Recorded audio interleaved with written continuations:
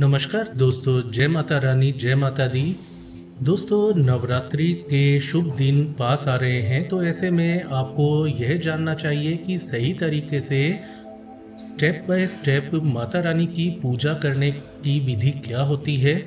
यदि नवरात्रों के शुभ दिनों में आप माता रानी की विधि विधान पूर्वक पूजा अर्चना करते हैं, तो जीवन में आपके सभी कष्ट परेशानियां दूर होती हैं। जो भी आर्थिक शारीरिक समस्याएं या शारीरिक रोग हैं, उनसे आपको मुक्ति मिलती है। घर परिवार में सुख शांति समृद्धि आती है। धन की कमी दूर होती है और बहुत सारे लाभ मिलते हैं। तो पूजा विधि के अंदर दोस्तों, आपको सबसे पहले चौकी तैयार करनी है। चौकी पर लाल कपड़ा परंपरा के अनुसार बिछाया जाता है। लाल कपड़ा लक्ष्मी जी का प्रतीक होता है। ऐसा करने से धन धान्य की कमी नहीं आती जीवन में। शक्ति का प्रतीक होता है लाल रंग। शुभ और मंगल का प्रतीक होता है। नकारात्मक ऊर्जा दूर रखने का यह अच्छा उपाय होता है। तो सबसे पहले चौकी पर लाल रंग का कपड़ा आप बिछा लें। चौकी पर लाल कपड़ा बिछाने के बाद आपको कलश स्थापना करनी चाहिए। कलश स्थापना के कई लाभ होते हैं। देवी देवताओं का आह्वान करना इसे माना जाता है, या कलश स्थापना के माध्यम से देवी देवताओं को पूजा स्थल पर आमंत्रित किया जाता है। पवित्रता और शुद्धता का यह प्रतीक होता है। जीवन में सुख और समृद्धि लाने का यह प्रतीक होता है। वास्तु दोष दूर करता है, तो कलश स्थापना करना बहुत जरूरी होता है। चौकी पर पहले थोड़े अक्षत से कमल की आकृति बना लें। इसे अष्ट कमल कहा जाता है। उसके बाद आप तांबे का, पीतल का या मिट्टी का कलश ले सकते हैं, जो भी आपके पास उपलब्ध हो।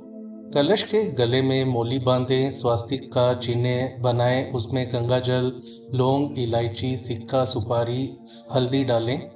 इसके बाद 5 पल्लव यानी कि आम के पत्ते आपको कलश पर लगाने होते हैं। यदि आम के पत्ते ना हो तो आप अशोका के पत्ते भी ले सकते हैं।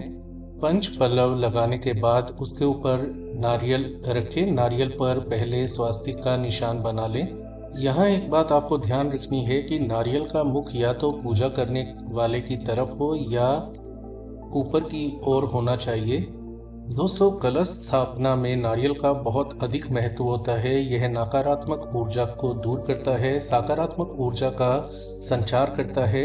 नारियल के माध्यम से देवी देवताओं का आशीर्वाद आपको शीघ्र प्राप्त होता है। कोई भी अधूरी इच्छा या मनोकामना होती है तो उसकी पूर्ति शीघ्र होती है। वास्तु दोष दूर होते हैं।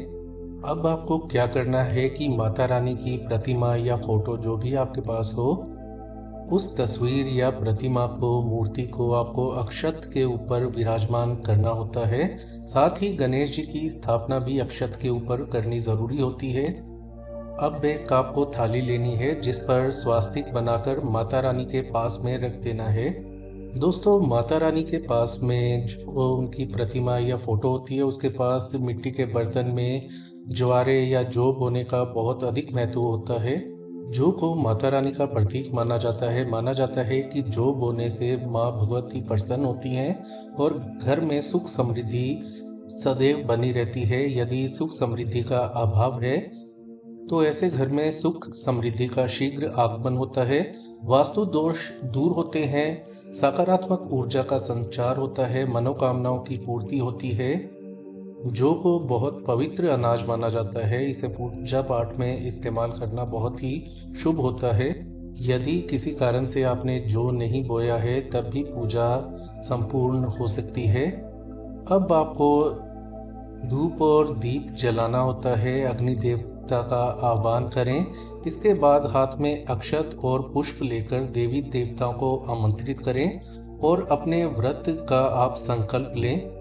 अगर आपके पास माता रानी की मूर्ति है तो उसे पंचामृत से स्नान करा सकते हैं। स्नान के बाद गणेश जी को जनेऊ या कच्चा सूत अर्पित करें।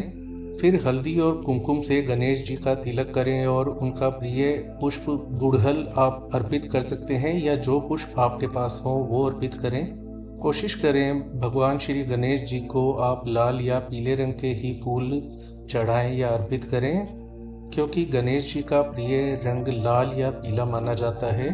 लेकिन यदि लाल या पीले फूल ना हो तो अपनी श्रद्धा के अनुसार जो भी पुष्प या फूल आपके पास हैं वो अर्पित आप कर सकते हैं। बात श्रद्धा की है, आपके विश्वास, आपकी आस्था की है। दोस्तों इसके बाद माता रानी के भोग के लिए लौंग और बताशे अर्पित करें। पंचमेवा और फलाहार भी अर्पित करें, जैसे केला आदि। नवरात्रि की कथा सुने और हवन अवश्य करें। हवन में गोबर के उपले और कपूर का उपयोग आप कर सकते हैं। साथ ही सूखा नारियल और आम की लकड़ी का भी उपयोग किया जा सकता है। दोस्तों बहनों, कुल मिलाकर हमने आपको एक आइडिया दे दिया है कि किस प्रकार से आपको क्या करना है, क्या क्या आपको सामग्री की आवश्यकता पड़ सकती है। नवरात्रि पूजा के लिए मुख्य सामग्री की बात करें तो माता रानी की प्रतिमा या तस्वीर आपके पास होनी चाहिए। कलश, गंगा जल, रोली, चावल, पुष्प, धूप, दीप, नारियल, फल, मिठाई आपके पास अवश्य होने चाहिए। नवरात्रि के दौरान व्रत रखना बहुत शुभ माना जाता है। व्रत रखने वाले लोग फल, सब्जियां और दूध का सेवन कर सकते हैं। नवरात्रि के दौरान आपको माता रानी पर पूर्ण विश्वास और श्रद्धा रखनी होती है। मन में शुद्धता रखनी होती है। विचारों को सकारात्मक रखने की आवश्यकता होती है। दूसरों की सेवा करना बहुत शुभ परिणाम देता है। घर में कोई गरीब या ज़रूरतमंद आए तो उसे खाली हाथ ना जाने दें। यदि भूखा जानवर आता है तो उसे कुछ अवश्य खाने को दें। दोस्तों नवरात्रि हिंदू धर्म का प्रमुख त्योहार होता है जो 9 दिनों तक मनाया जाता है। इस दौरान माता रानी के 9 स्वरूपों की विधि विधान पूर्वक पूजा करना बहुत उत्तम होता है। नवरात्रि पूजन का बहुत ही अधिक महत्व माना जाता है। नवरात्रि में पूजन के माध्यम से हम देवी शक्ति की आराधना करते हैं।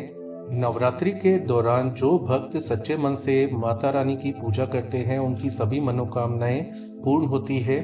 भक्तों को अलग शक्ति की प्राप्ति होती है जो कि जीवन में आने वाली चुनौतियों का सामना करने में उनकी मदद करती है। जीवन में से नकारात्मक ऊर्जा का निवारण होता है, सकारात्मक ऊर्जा का संचार होता है, जीवन में सुख समृद्धि का आगमन होता है। नवरात्रि के दौरान व्रत रखने और पूजा करने से आत्म शुद्धि भी होती है।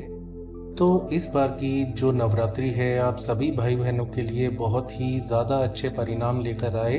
आपकी सभी इच्छाओं की पूर्ति हो, मनोकामनाएं जो भी हैं आपके मन के अंदर उनकी पूर्ति माता रानी अवश्य करवाएं। आपके जीवन में जो भी कष्ट परेशानियां चल रहे हैं उन वो दूर हो और माता रानी की कृपा से आपके जीवन में सुख, शांति, समृद्धि का आगमन शीघ्र हो सके। तो आप सभी को नवरात्रि की हार्दिक शुभकामनाएं। तो ये थी आज की जानकारी। आज के लिए इतना ही। जय माता रानी, जय माता दी। धन्यवाद दोस्तों।